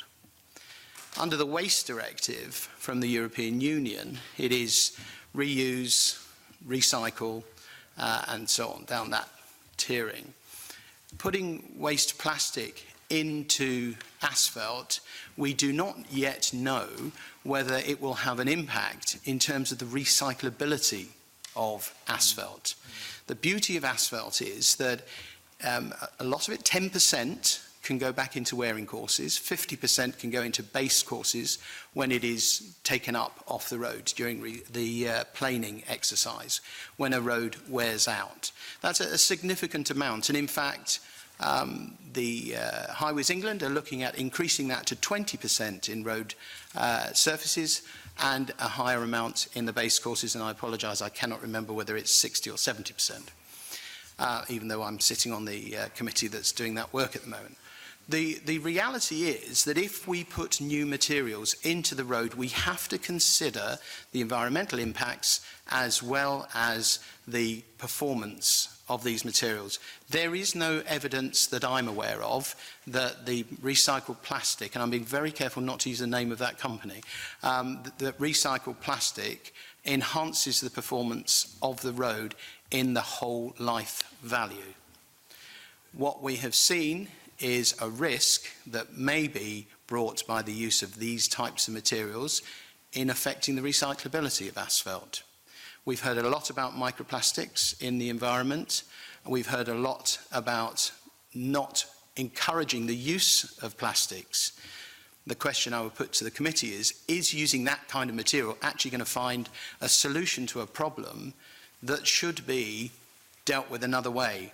i.e., if you give a home to waste plastic in the road, will it encourage people to continue to use plastic rather than to put it into the roads, rather than to properly reuse it or finding alternatives to the use of plastic? I have my own opinion on that. I would allow the committee to come to their conclusion. But presumably, though, you have to balance that with the environmental impact of asphalt being produced in the first place. I mean, it's not just about it's being recycled. There is clearly an environmental impact on the production in the first place. Well, I mean, we were just published, or are publishing, a new life cycle index for bitumen, and there is a tool called the Aspect tool, which is hosted by the Transport Research Laboratory, which allows you to calculate the carbon cost, the environmental impact of asphalt, and the choices that can be made. The fact that 80% of asphalt can be recycled, and then indeed I'm sure there are a lot of places that it's used when it's not put back into asphalt, including onto minor roads and pathways and so on. The reality is, if you affect that, you would significantly affect this life cycle index value. So I think as an industry, we're right at the forefront of making sure that we are aware of our environmental impact, and using initiatives such as the warm mixtures. We're working on ways of reducing the energy that goes into making these products. So I think actually we're doing quite a lot in that space. I don't think plastic additives are going to add to that benefit. John, you wanted to come in with a question. I did, thanks, Convener. I want to go back. I think it was Mr Johnson made the point about the backlog of money from Highland Council. Now, as a Highlands and Islands representative, you might anticipate I would jump on the back of that in support of Highland Council. I just want to ask the panel about another system of collaboration, because I think we should have collaboration, but a collaboration between the UK Government, the Scottish Government and Highland Council as regards city deals, which sees 70 million being spent on a flyover at a bridge to take people off at busy times a couple of times a day, 70 million for driving a road across a field that we should be growing tatties in rather than covering in asphalt. How does that square with, would it not be better that these monies are deployed maintaining, I think it was Mr Halden that said earlier you wouldn't be expanding your house without maintaining the existing infrastructure. Can I, and John, you know, I always try and widen these out to more national situations rather than constituency. But I mean, if you want to ask the generality of that, who would like to go on that? Derek. Yeah, I mean, I think this. We keep coming back to this. I mean, I think what we would like to see as an institute is something more like, the Germans are way ahead of us in like fully circular economy. If we take a ton of carbon out, let's put a ton of carbon back. And if we kind of have a full, what's our programme in Scotland to get to that? And if you're going to build a flyover or you're going to use plastic or whatever, it's exactly the point that David's made, that actually we've got to look at that whole life cost and have a system as best we can of saying, right, okay, well that might work in asphalt, but actually you only get that, only scores at X on our overall circular economy framework in terms of how we tax that and how we frame the charges in the marketplace for that sort of thing. Now, that's the sort of space that I think we're talking about as well with pay-as-you-go motoring. That, as it were, effectively we've got that anyway, because lots of people already drive pay-as-you-go tariffs and the insurance stuff. For that, we bolt on our social insurance to that too, so that effectively there's a social insurance component to all of our insurance policies, not just young drivers who are virtually all on these tariffs anyway now. So what I'm saying is this is the collaboration between government and the market and that helps us collectively build the circular economy. And I think that's your question, that you might actually find the costs of that flyover are rather higher than some of the other things you could do simply because you're building in a circular economy economy thing to it. Now, are the city deals more about political negotiating and horse trading at the minute? I think they probably are at the minute. It's about balance of power for who can influence what level of spend, and does the money come from Westminster, Holyrood or the local council? So actually looking at it from a professional perspective, I say, well, that's fine. That's the politicians' play field. That's they're gaming that. Derek, that may take us off road maintenance and the budget scrutiny that we're doing. So I think you've had a chance to make your point, and John has had a chance to make his point. And David, I'm going to bring you in briefly, and then I'm going to go to Jamie. Yeah, I just want to congratulate, actually, Transport Scotland, because they have a forum where industry get together with Transport Scotland every quarter, and we discuss efficiencies and we discuss new materials. It's the Pavement Forum. I take part in that. My colleagues from the Mineral Products Association take part from it. There are representatives from all of the major contractors. We discuss issues such as plastic in roads, the viability of new materials and so on. So you do have a forum at that level, initiated by Transport Scotland, and boy, do I wish we had something as efficient. We do have something in England, which Highways England operate, but it is much more innovative here in Scotland, and my evidence to that is their specification TS 2010, which we would love to have in England, which is a type of surfacing using polymer-modified binders, which is much more durable than anything that I currently know of in England that is used routinely. We have those materials in England, but in Scotland, you do use them. Oh, good news story there. Jamie, you want to ask the next question? Thank you, Convener. Can I commend Mr Giles for his excellent advocation of his own industry as opposed to other alternatives proposed by members. He's done a very good job of that. I'm sure your organisation will be very, very proud of that performance. Can I touch on some different areas? And if we keep the answers quite brief, I can get through more issues, because I think I want to cover some quite different areas that we haven't touched today, and I'm quite intrigued by your thoughts, given your expertise on the panel. The first one is around procurement. If we look at how public procurement is heading in the direction of travel and how we finance and fund, or how governments finance and fund the build of large infrastructure projects, schools, hospitals, etc. Let's say we have a school worth £100 million. Often we're finding now that the contract is to build and maintain the contract for a certain period of time, and that whoever is bidding for that tender knows that they're in it for the long term at least. Whereas on a road procurement, a road build contract, it may be a one-off fee to build a road to a certain standard and specification, but the maintenance and responsibility for that road then transfers to another agency or body, financially and otherwise legally, thereafter when they cut the ribbon on that build project. Do you think there's an opportunity here to redesign how we procure large infrastructure projects when it comes to road? Neil. Yes, indeed, and in fact it has been happening, because currently at the trunk road level we have the 4 operating companies plus Forth Bridges, but separate to that there are 5, and they're listed in one of the appendices, like the M74, M6 is Autolink. There's Aberdeen Roads, Scottish Roads Partnership on the M8, M73, 74, PPP Connect on the M77. Those are those sorts of contracts, so that the risk is passed into the contractor who delivers that maintenance, and that is of course inspected by the Trunk Road Authority. So what you're saying, there are examples there, and I suspect they're all fairly early in their stage, and there will be learning accruing from that. I'm happy to part Does Cara, do you want to come in on that? Just very briefly, obviously, Neil mentioned about the Aberdeen Roads project, and that is a scheme where it does include the road maintenance over I think it's a fixed 10-year period, but the contractors have said that the road will be virtually maintenance-free due to the way that it's designed. So obviously that is one for the committee to keep an eye on in the long term, definitely. That's very positive. Another area I was thinking about, and this is something that's discussed, is we know the reasons why many local authorities are filling in potholes due to the lack of upfront capital. If you look at the number of times a certain piece of road would have to be temporarily resurfaced or potholes to be filled in over a long period of time, we all know it would be better to simply have some recarpeting or resurfacing work done up front.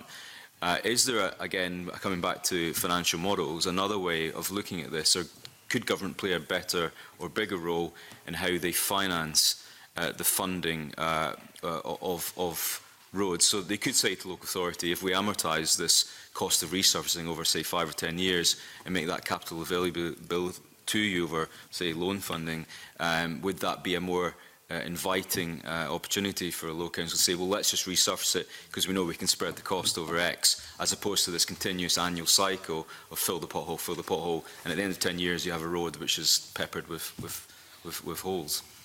Who'd like to start on that very short question with a short answer? Angus. I think it goes even further back and to pothole patching. Do you do temporary repairs 10 times, or do you do first-time permanent repairs? I'm quite an advocate of the first-time permanent, and I think some greater focus needs to go on that to ensure that we don't have that continued repeat visit to the same site. Can I just actually give a short answer, but to a question just to respectfully say that I actually think this is a hugely, hugely important question about the entire future of money, and actually our whole way we look at capital and revenue is part of what's wrong with society. And actually this deserves an entire discussion itself, because I think that what you're touching on there is, why are we borrowing from our children for the hospitals effectively by setting contracts that run for 20 years?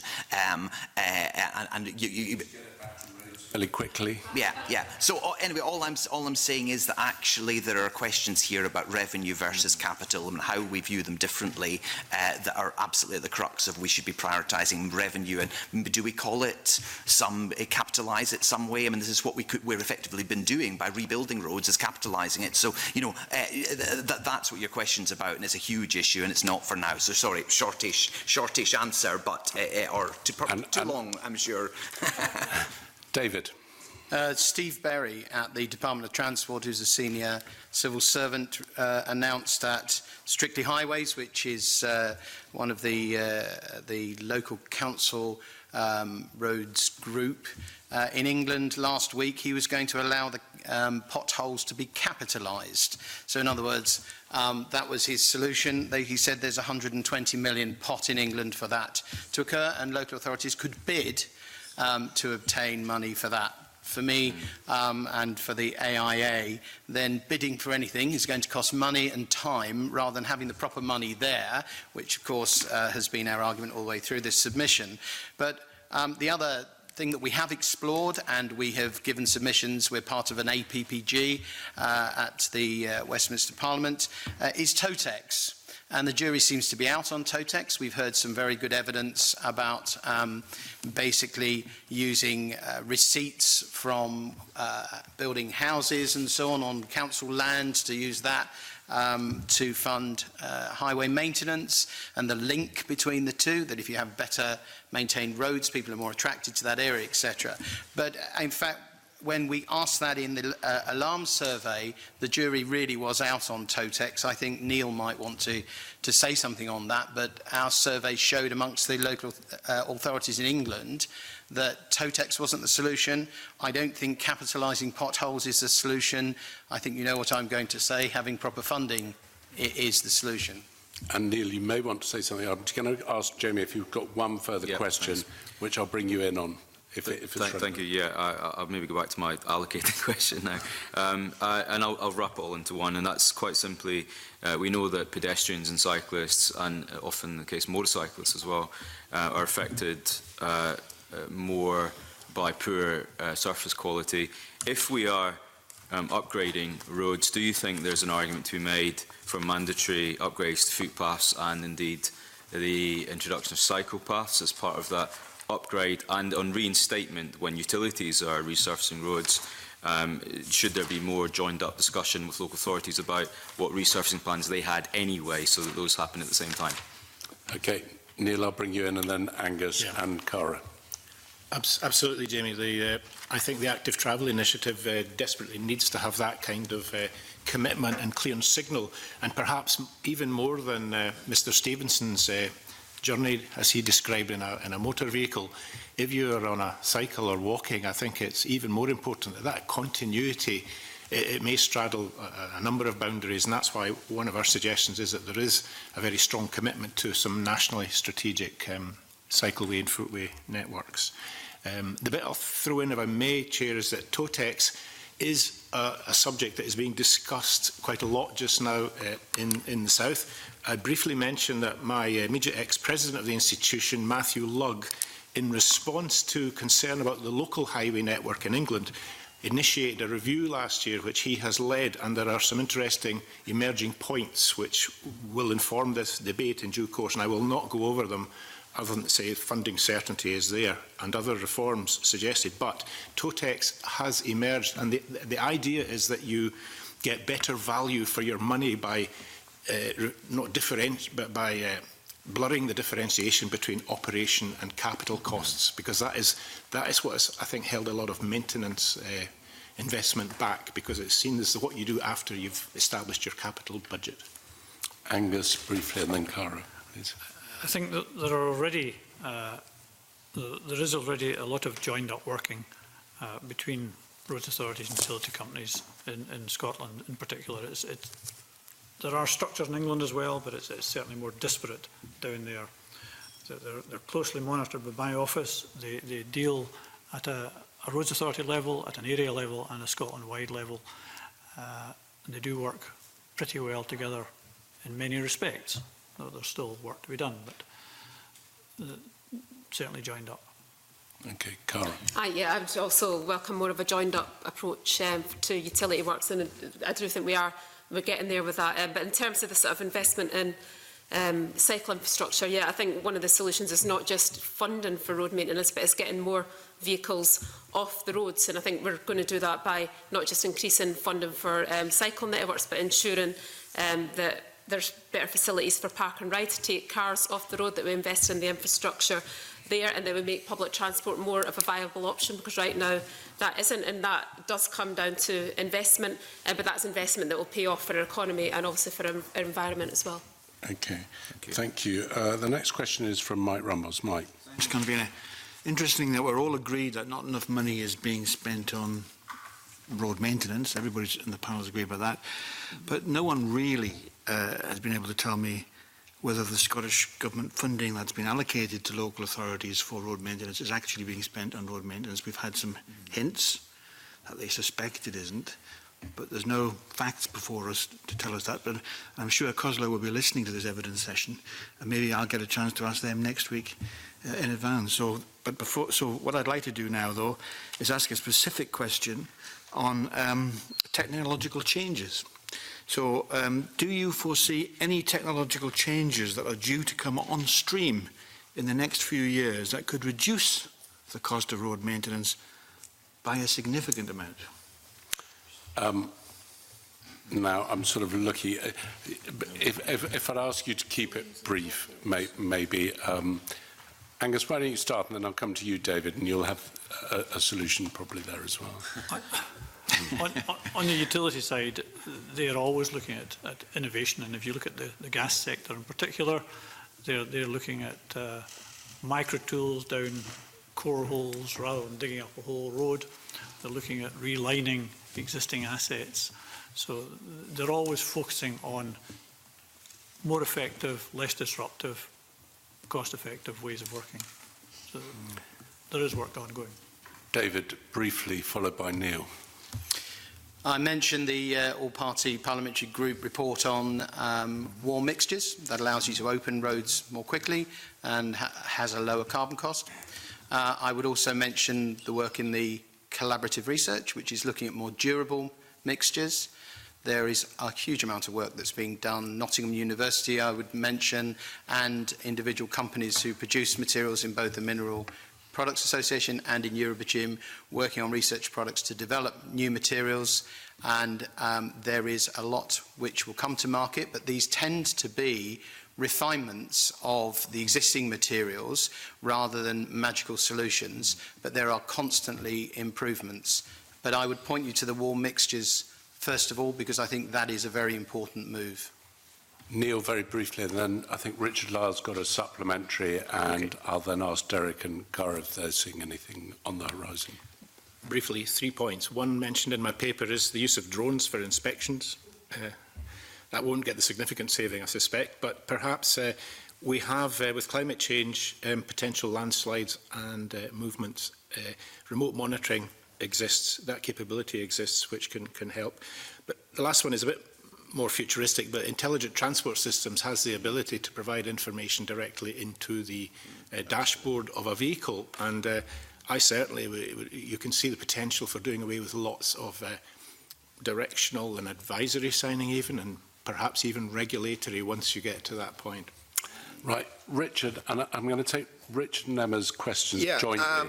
Can I remind everybody, macadam is a type of road construction pioneered by Scottish engineer John Loudon Macadam in 1820, nearly 200 years ago. Tar macadam is a road surface material made up by combining macadam surfaces, tar and sand, patented by Welsh inventor Edgar Purnell Holey in 1902.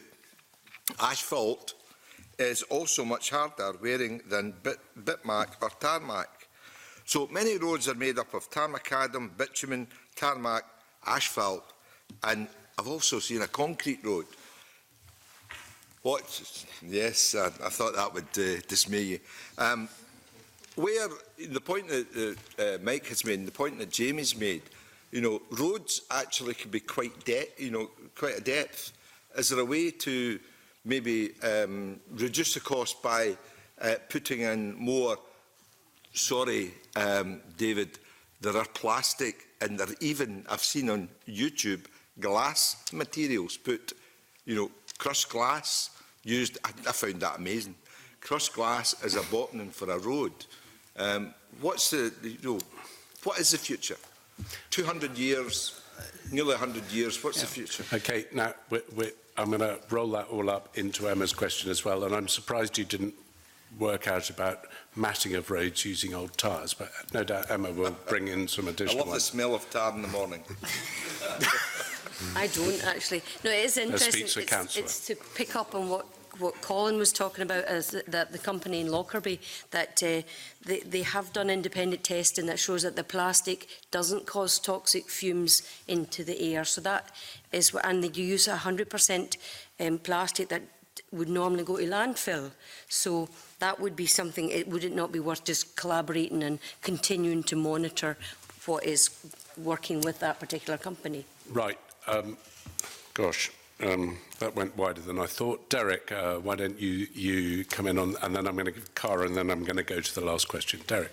Why did you say that went wider than I thought? I think Neil's point about ITS is absolutely critical. I mean, you know, again, look at the world of packaging, where, you know, every package, smart dust type, you know, monitored. We know where it is. You know, there's an awful lot could be going on. We've got vehicle manufacturers very soon coming along, running autonomous vehicles on the roads. We need to be ready for all of this. Otherwise, they're going to be saying, yeah, actually, just give us your roads, you know, privatise the lot. And I think that's a real shame, because roads, as I say, are the heart of society. You know, must be the role of government to maintain very close control over this. So I think, you know, the way we tie money up and technology and how we're looking at all of this is actually a really, really important question that deserves more thought. So I think, you know, that's kind of the space I'd make. And yes, technology is part of that. And the way we look at the materials, it's got to be this point about let's have it's fully circular economy, zero carbon. You know, let's do it. And if you can't reuse something, yeah, let's have a decent landfill tax on it. Stuff should not be, to take Emma's point, going to landfill at all. You know, we just want to abolish landfills, as many countries have already done. Derek, you've taken that again slightly wider, more. Cara, do you want to come very briefly in on wrapping up all those programs? Oh, yes. I mean, obviously, we hope that technological advances will lead to cost savings in the future. And yes, we agree with Colin and yourself that we should be looking at exploring the use of recycled materials in our roads. But I think for us, fundamentally, the issue is right now our road network is failing, and it's failing faster than it can be repaired. Yet preventative maintenance, as colleagues pointed out earlier, that can cost 20 times less per square metre than reactive work. So I think we need to get away from the quick fixes, which mean higher costs, and we need to sort out the funding issue, which is at the heart of the problem with our road network. Okay, thank you. Angus, just before I come to the last question, which is you, I'm going to ask each of you to answer this in turn with one answer, perhaps is the fairest way to do it. Angus. Okay, thanks, Convener. The panel, you'll all be aware that the Scottish Government declared a climate emergency earlier this year. So what's the road maintenance community doing to reduce emissions associated with its work? And are there any financial implications of these actions? And perhaps Derek could expand a wee bit further on what he said earlier with regard to the circular economy. Okay, I'll start at David and work along the line. David. So warm mix asphalt reduces the amount of carbon that you require to make and lay asphalt. The recycling of asphalt, which is already at 80%, is extremely important to respecting the circular economy. I do not think we publicise this enough, and the public don't realise it. It's one of the most recycled materials. If we put anything into it, it has to add to the circular economy, not take away. I'm not against the plastic waste in roads, but it is not yet properly tried and tested. So therefore, before we accept it, let's do what we do with all road materials, which is first of all do small trials and then long-term trials, which are 3 to 5 years. Once that is done, then if it contributes to the circular economy, let's use it and let's, collaborate on that. But we're not at that stage.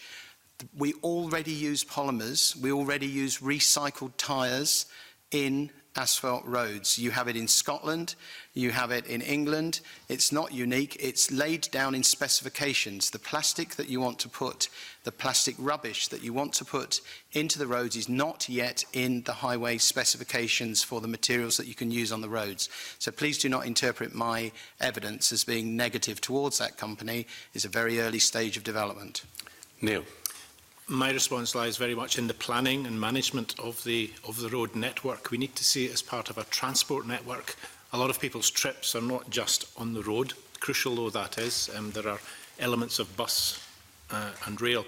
And for that reason, I think that what our sector should be doing is encouraging more and better maintenance of the active travel facilities. And we should make a very clear plea that you can make a national strategic journey on a guaranteed safe surface by bicycle or foot. Derek. If we want a circular economy, follow the money. Follow the money is always a good place to start. And at the minute, it's back to this key point about it's much easier to get your hands on capital, and yet the principles of reusing are built into maintenance. Why are we not reusing first before looking at or even talking about how we capitalise it? So I think this is a question about how we treat money and how we manage that money to build a sustainable future. And I think if we redesign our markets, like Edinburgh-based companies like the Environment Exchange, world leaders in market design, that's the sort of space we want to be in. Angus. I think it's a combination of recycling, promoting public transport, and cycling and walking. If we take, going back to the recycling point, the former oil fuel bunker at Rosyth, that was broken up and used in the road into Rosyth Port. It was used in the Queensferry crossing. So there are many initiatives around stabilised materials and reinstatements. Utilities are already using that, and some of the private sector on major jobs as well. It's not always in favour because it has problems associated with it, but companies are very aware of the need to use that. I'm completely behind promoting bus, having had a bus pass for about 7 years. It's the greatest thing in my wallet. And I think in the Glasgow situation, people have to look at how that operates and how you speed up public transport at the same time as making provision for cycling and walking. Cara. Yeah, I would just say we need to explore all options to make a circular economy a reality, but overall proper investment in our roads assets is essential to make active travel a viable option for more people. Right now it isn't a viable option, and we need the investment in the infrastructure to make that happen. Okay. Thank you very much, and I want to thank all members of the panel. I'm sorry, Angus, just time is against us on that, but you've given us a lot of food for thought, and thank you for staying on subject and respecting the nods that I gave you at the appropriate moment. So thank you very much for the evidence you've given. We are going to move into private session, and for the committee, I could ask you to be back here in 5 minutes, and I suspend the meeting now to allow the witnesses to depart. Thank you.